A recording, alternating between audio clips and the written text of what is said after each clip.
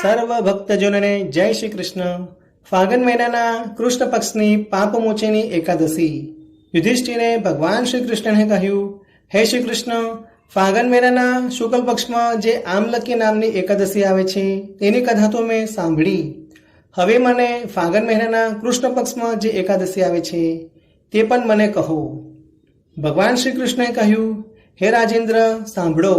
હવે હું તમને આ વિશે પાપોનો નાશ કરનાર એકાદશીનું આખ્યાન કહું છું, જે રાજા માધાતાના પૂછવાથી મહર્ષિ લોમેશે એમને સંભળાવ્યું હતું.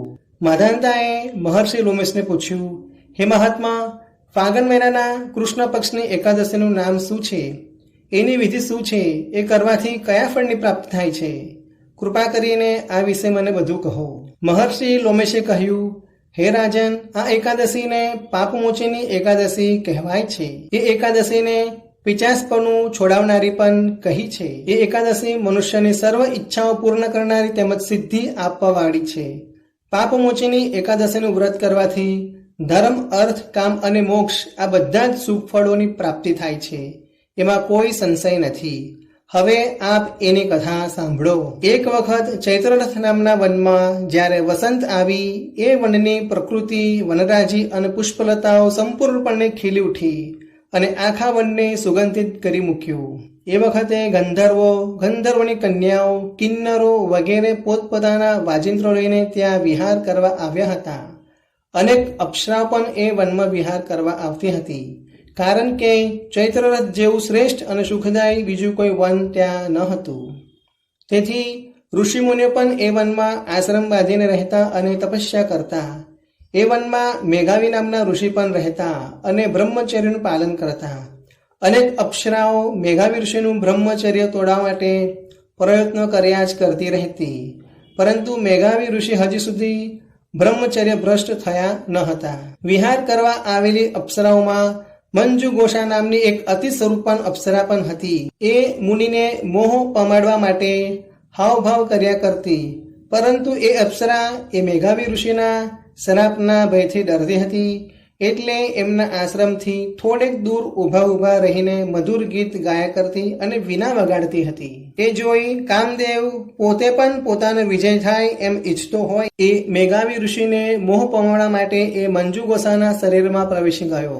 જેવો જ એ મંજુ ગોસાના શરીરમાં પ્રવેશ્યો, તુરંત જ એ અતિ સ્વરૂપવાન મંજુ ગોસાના દરેક અંગો કામમય બની ગયા. એનું સૌંદર્ય અનેક ગણું વધી ગયું.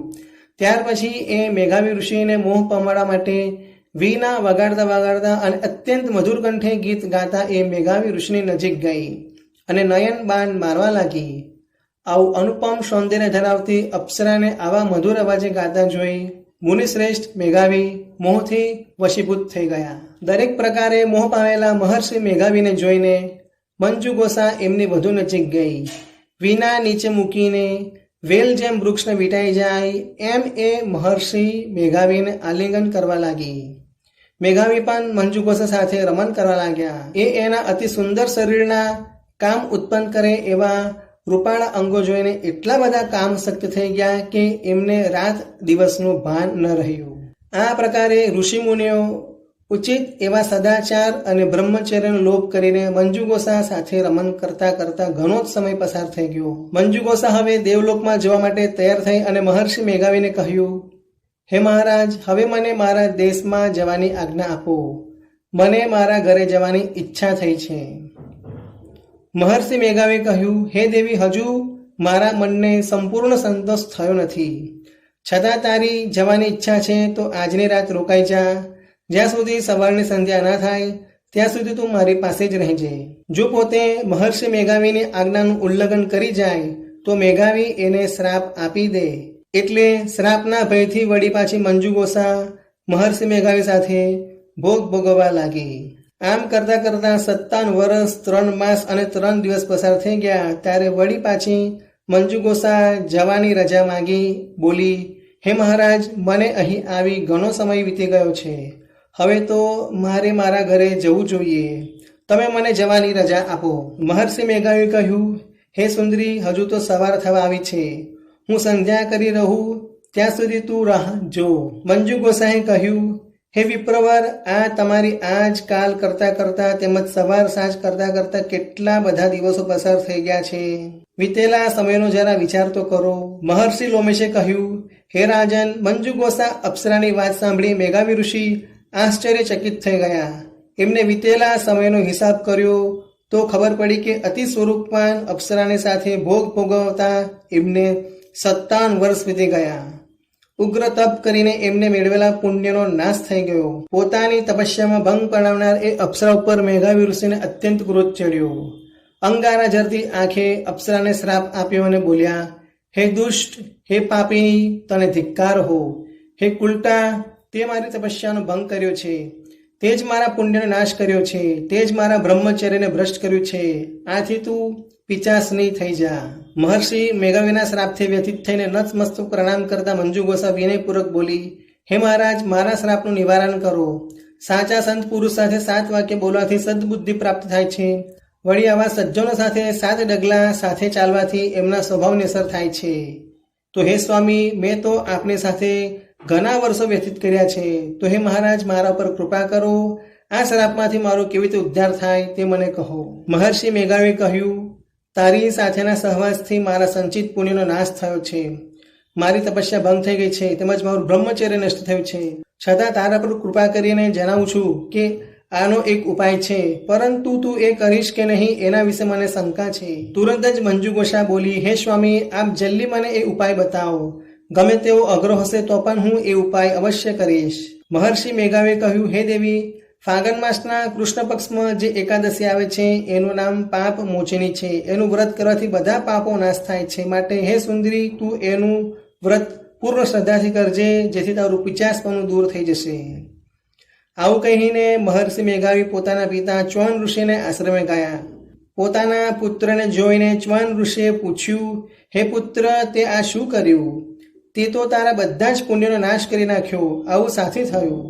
મહર્ષિ મેઘાવીએ કહ્યું, હે પિતાજી, મેં મંજુ ગોસા નામની અપ્સરા સાથે રમણ કરવાનું પાપ કર્મ કર્યું છે, એથી મારા પુણ્ય નાશ પામ્યા છે. મારી તપસ્યા ભંગ થઈ છે, તેમજ મારું બ્રહ્મચર્ય ભ્રષ્ટ થયું છે. આપ કૃપા કરીને મને એવું કોઈ પ્રભાવશાળી પ્રાયશ્ચિત બતાવો, જેથી મારા પાપોનો નાશ થઈ જાય. ચ્વન ઋષિએ કહ્યું, હે પુત્ર, ફાગણ મહિનાના કૃષ્ણ પક્ષમાં જે એકાદશી આવે છે એનું નામ પાપ મોચની છે. એ એકાદશીનું વ્રત કરવાથી પિચાસપણું દૂર થાય છે, તેમજ સર્વ પ્રકારના પાપોનો નાશ થાય છે. તેથી તું પણ એ પાપ મોચની એકાદશીનું પૂર્ણ શ્રદ્ધા રાખીને વ્રત કર, એથી તારા બધા પાપોનો નાશ થઈ જશે. મહર્ષિ લોમેશે કહ્યું, હે નૃપશ્રેષ્ઠ માંધાતા, પોતાના પિતા ચ્વન ઋષિના કહેવા પ્રમાણે મેઘાવી ઋષિએ એ પાપ મોચની એકાદશીનું વિધિપૂર્વક વ્રત કર્યું, એથી એનું પાપ નષ્ટ થઈ ગયું. ફરીથી એ તપસ્યા કરી પરિપૂર્ણ થઈ ગયા. આ બાજુ અપ્સરા મંજુ ગોસાએ પણ આ પાપ મોચની એકાદશીનું ઉત્તમ વ્રતનું પાલન કર્યું. આથી એ 50 યોનિમાંથી મુક્ત થઈ દિવ્ય રૂપ ધારણ કરીને શ્રેષ્ઠ અપ્સરા બનીને સ્વર્ગમાં ગઈ. ભગવાન શ્રી કૃષ્ણએ કહ્યું, હે યુધિષ્ઠિર, જે મનુષ્ય આ પાપમોચની એકાદશીનું વ્રત કરે છે એના સર્વ પાપો નષ્ટ થઈ જાય છે. વળી આ એકાદશીના મહત્વનો પાઠ કરવાથી અથવા શ્રવણ કરવાથી 1000 ગાયોના દાન કર્યાનું પુણ્ય ફળ મળે છે. વળી જે મનુષ્ય બ્રહ્મહત્યા, ચોરી, મદપાન, વ્યભિચાર કરનારો હોય એ પણ આ પાપમોચની એકાદશીનું વ્રત કરે તો તેને પણ તેના પાપોમાંથી છુટકારો મળી જાય છે. વળી આ ઉત્તમ વ્રત કરવાથી ઘણું પુણ્ય ફળ મળે છે. હ્રીમ નમો ભગવતે વાસુદેવાય નમઃ. હ્રીમ વિષ્ણવે નમઃ. હ્રીમ નમો નારાયણ.